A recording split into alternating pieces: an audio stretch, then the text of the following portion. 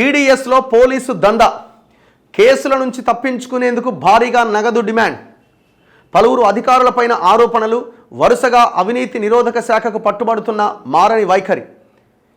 ఇది ముఖ్యంగా ఉమ్మడి నల్గొండ జిల్లాలో ఈ దందా చాలా పెద్ద ఎత్తున ఉన్నది. పీడీఎస్ అంటే రేషన్ బియ్యం కొనుగోలు చేసిన ప్రజలు రేషన్ షాపు నుంచి తెచ్చుకున్న తర్వాత వాళ్ళ దగ్గర నుంచి 5 రూపాయలకు 10 రూపాయలకు కొనుగోలు చేసి ఆ రకంగా రేషన్ బియ్యాన్ని ప్రజల దగ్గర నుంచి అండ్ రేషన్ షాపుల డీలర్లతో కుమ్మక్కై అక్కడి నుంచి వేరే ప్రాంతానికి తరలిస్తున్నారు. మొన్న మధ్య కాకినాడ పోర్టు వద్ద లారీలు దొరకలే, ఇదే పీడీఎస్ బియ్యం.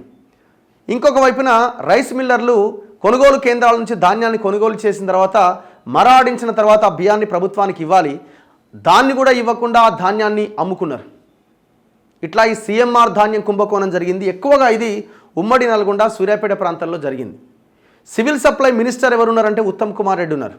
మరి నల్గొండ జిల్లాలో ఈ దందా మీద ఈ ప్రభుత్వం ఇంతవరకు ఎంత రికవరీ చేసింది, ఎంతమందిని అరెస్ట్ చేసింది, ఏం ఈ కుంభకోణం మీద తేల్చారు? ఇదేం ఆషామాషిది కాదు, కొన్ని కోట్ల రూపాయల కుంభకోణం, ఇది వేల కోట్లే. డైరెక్ట్గా ఇందులో పోలీసులు కూడా ఇన్వాల్వ్ అయ్యారు. ఇదే ఉమ్మడి నల్గొండ జిల్లాలో ఒక ఇంటెలిజెన్స్ ఎస్పీ ఈ జరుగుతున్న దందాల మీద సరైన రిపోర్ట్ ఇచ్చి ఆమె జెన్యూన్గా పనిచేస్తుంటే ఆమె మీద దాడి చేసే ప్రయత్నం చేసి ఆమె మీద లేనిపోయిన ఆరోపణలు చేశారు మొన్న రీసెంట్గా. ఇందులో మేము స్ట్రేట్ క్వశ్చన్ అడుగుతున్నాం ఒకటే, ఇది ప్రచారం అయితే ఓకే, కానీ ఇది నిజమైతే మాత్రం పెద్ద మోసం. ఏందది? ఉత్తమ్ కుమార్ రెడ్డి జగదీష్ రెడ్డికి చాలా దగ్గర కాబట్టి జగదీష్ రెడ్డి అండ్ వాళ్ళు చేస్తున్న ఈ బియ్యము ధాన్యం దందాలో ఆయన మాట్లాడతలేడని. ఇది ప్రచారం అయితే ఓకే, కానీ ఇది నిజమైతే మోసం. ఇది నిజమా కాదా? ఇది ప్రచారం అయితే ప్రచారాన్ని మీరు చేసే ఇన్వెస్టిగేషన్ ద్వారా, మీరు చేసే చర్యల ద్వారా ఆ ప్రచారాన్ని తిప్పికొట్టండి. సూర్యాపేటలో ఇది పెద్ద దందా. ఇది మొన్న మధ్య ఉస్మానియా యూనివర్సిటీ సురేష్ యాదవ్ వెళ్ళి డీజీపీకి ఒక కంప్లైంట్ కూడా చేసి వచ్చండి, ఇందులో పోలీసు అధికారులు ఇన్వాల్వ్ అయి ఉన్నారు, వీళ్ళ మీద చర్యలు తీసుకోండి అని. మరి ఏది ఒక్క యాక్షన్ లేదే, ఒక్క యాక్షన్ ఎందుకు లేదు? ఇది నాట్ ఓన్లీ సూర్యాపేట్ నల్గొండ జిల్లా, ఇంకా మిగతా ప్రాంతాల్లో కూడా ఉంది. ఈ నెల 6వ తేదీన మహబూబాబాద్ జిల్లా తొర్రూరులో పీడీఎస్ బియ్యం దందాలో సీజ్ చేసిన లారీని విడిపించడానికి స్థానిక సీఐ జగదీష్ 4 లక్షలు డిమాండ్ చేసిండు. 2 లక్షలు తీసుకున్నాడు. మరో 2 లక్షల కోసం సదరు వ్యాపారిపైన ఒత్తిడి తెచ్చిండు. ఆ డబ్బులు తీసుకుంటూ ఏసీబీకి పట్టుబడ్డాడు.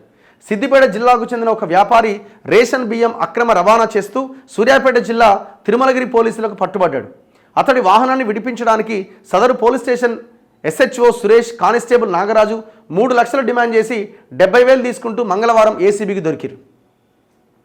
పీడీఎస్ బియ్యం కేసులు తప్పించడానికి లంచం అడుగుతూ పోలీసులు అవినీతి నిరోధక శాఖకు పట్టుబడుతున్న ఉదంతాలు నెల రోజుల్లోనే 2-3 నమోదయ్యాయంటే ఈ వ్యవహారంలో అవినీతి ఏ స్థాయిలో జరుగుతోందో అర్థం చేసుకోవచ్చు. రేషన్ దందా రాష్ట్రంలోని పలు జిల్లాల్లో కొందరు పోలీసులకు కల్పతరువుగా మారింది.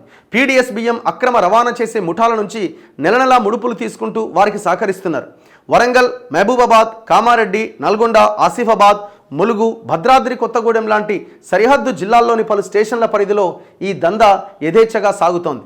కింది స్థాయి సిబ్బంది నుంచి స్టేషన్ హౌస్ అధికారి వరకు, అంటే అక్కడ ఉన్న సిఐ, ఎవరి స్థాయిలో వారు భారీగా సొమ్ము చేసుకుంటున్నారు. తమకు అనుకూలమైన వారిపైన 6A కేసులు పెట్టి స్టేషన్ బెయిల్ పైన పంపిస్తున్నారు. అదే మామూళ్ళు ఇవ్వని వారిపైన క్రిమినల్ కేసులు పెట్టి వేధిస్తూ భారీ ఎత్తున డబ్బులు డిమాండ్ చేస్తున్నారనే విమర్శలు ఉన్నాయి. ఏం దారుణం ఇది? దీంతో పలువురు వ్యాపారులు ఏసీబీ అధికారులను ఆశ్రయించి వారిని పట్టిస్తున్నారు. డీలర్ల నుంచి కొంటూ ప్రభుత్వానికి అమ్ముతూ పౌర సరఫరాల శాఖలోని డీలర్లతో అంటగాగుతున్న మిల్లర్లు, వ్యాపారులు ప్రభుత్వం సరఫరా చేస్తున్న బియ్యాన్ని వారి వద్ద నుంచి 12 రూపాయలకు కొంటున్నారు. వాటిని పాలిష్ చేసి రీసైక్లింగ్తో తిరిగి ప్రభుత్వానికే 32 రూపాయలకు అమ్ముతున్నారు. ఏం ఘోరం చూడండి. ఆసిఫాబాద్, కొత్తగూడెం, ములుగు జిల్లాల నుంచి వాహనాల్లో మహారాష్ట్ర, ఛత్తీస్గఢ్ లాంటి రాష్ట్రాలకు సరఫరా చేస్తున్నారు. ఆసిఫాబాద్ నుంచి నిత్యం 100 క్వింటాళ్ల రేషన్ బియ్యం మహారాష్ట్రలోని గడ్చిరోలి, చంద్రాపూర్ లాంటి జిల్లాలకు వెళ్తోంది. మరికొన్ని చోట్ల కొందరు మిల్లర్లు నేరుగా ఈ బియ్యాన్ని డీలర్ల నుంచి సేకరించి బెవరేజెస్ కంపెనీలకు బీర్ల తయారీ కోసం విక్రయిస్తున్నారు. ఉమ్మడి నల్గొండ జిల్లాలోని మిర్యాలగూడ డివిజన్ నుంచి గత 20 ఏళ్లుగా గుంటూరు జిల్లాకు చెందిన ఒక వ్యాపారి రేషన్ బియ్యం కొంటున్నాడు. ఈయనపైన ఇటీవల కేసు నమోదుకు ప్రయత్నిస్తే నల్గొండ జిల్లాకు చెందిన ఒక పోలీసు ఉన్నతాధికారికి 10 లక్షల మేర ముడుపులు చెల్లించి కేసు కాకుండా చేసుకున్నారు అన్న ఆరోపణలు ఆ శాఖలో ఇటీవల తీవ్ర చర్చనీయాంశంగా మారాయి. ఎట్టకేలకు ఆయనపైన పీడీ కేసు నమోదు కావడంతో తానిచ్చిన డబ్బులు తిరిగి ఇవ్వాలని ఆ వ్యాపారి సదరు పోలీసు ఉన్నతాధికారి వెంటబడుతున్నట్టుగా తెలిసింది. ప్రజా పంపిణీ బియ్యం అక్రమ రవాణా అరికట్టేందుకు ఏపీ ప్రభుత్వం ప్రత్యేకంగా సిట్ ఏర్పాటు చేసింది.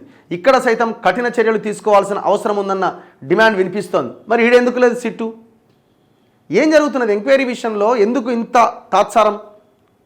కామారెడ్డి జిల్లా దేవునిపల్లిలో అక్రమంగా నిల్వ ఉన్న 206 క్వింటాల రేషన్ బియ్యాన్ని ఇటీవల పోలీసులు సీజ్ చేసి కేసు పెట్టారు. చాలా రోజులుగా సదరు మిల్లు యజమాని ఈ దందా చేస్తున్న స్థానిక పోలీసులు ఆయనకు సహకరించడంతో ఇన్నాళ్ళు ఆయనపైన ఒక్క కేసు నమోదు కాలే. 3 జిల్లాలకు సరిహద్దుగా ఉన్న హన్మకొండ జిల్లాలోని ఓ స్టేషన్ SHO ఈ రేషన్ దందాకు అడ్డాగా ఉన్న ఆ ప్రాంతంలోని మిల్లు నుంచి నెలకు ₹1,00,000 వసూలు చేస్తున్నారన్న ఆరోపణలున్నాయి. నెలకు 1,00,000. చూడండి ఎట్లుందో పరిస్థితి.